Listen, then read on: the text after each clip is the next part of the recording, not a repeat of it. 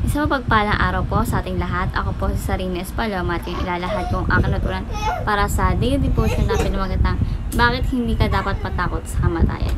So, ang ating concept is incorruptible. Incorruptible means refers to the nature of God and the future resurrection bodies of believers.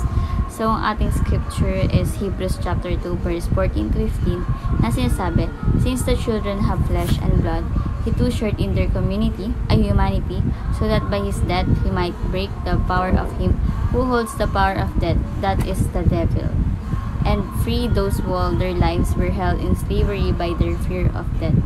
So, ang ating katuruan or teaching is number 1, death is just a door to meet Jesus.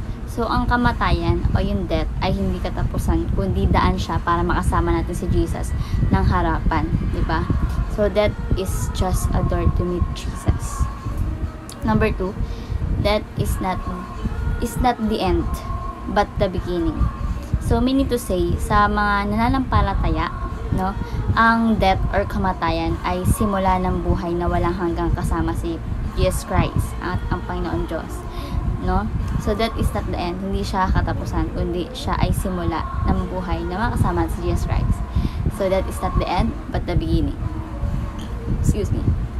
And lastly, death has been defeated by the life of Christ. So, meaning, dahil buhay na muli si Jesus, wala nang kapangyarihan ang kamatayan sa mga nanalig sa Kanya. Ibig sabihin, kapag nanalig ka sa Kanya, wala na yung kamatayan, no? Dahil buhay na si Jesus. So, death has been defeated by the life of Christ. So, bilang application po, number 1, accept death as a doorway to another life. Meaning, huwag tayong matakot sa kamatayan. Isipin natin ito bilang simula ng mas mabuting buhay kasama si Jesus, 'di ba? Like, example, kapag may mahal ka sa buhay na pumanaw na may pananampalataya, may kapayapaan ka dahil alam mong nasa piling na siya ng Panginoon.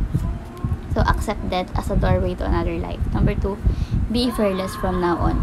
So, dahil alam mong ligtas ka kay Jesus, kahit sa kamatayan, mamuhay ka ng may tapang at pananampalataya, no? Huwag tayong matakot magmahal, maglingkod, o magsakripisyo dahil hindi ka panalo ka kay Kristo.